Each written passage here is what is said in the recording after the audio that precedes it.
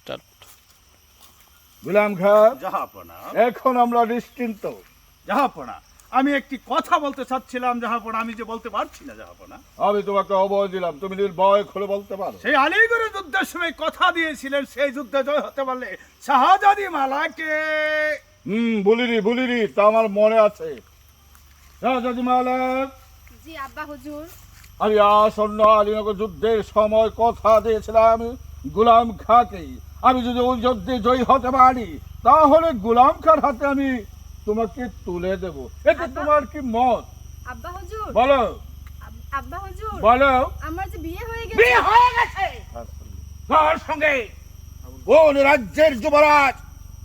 আবুল কাশেমের সঙ্গে। আবুল কাসেমের সঙ্গে।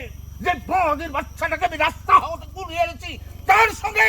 না না, গুলাম খান, জাহাপনা, এই মুহূর্তে তুমি চলে যাবে। এই বাঁদির বাচ্চাটাকে যেখানে যে অবস্থায় পাবে তাকে তুমি তুলে নিয়ে আসবে রাজ দরবারে।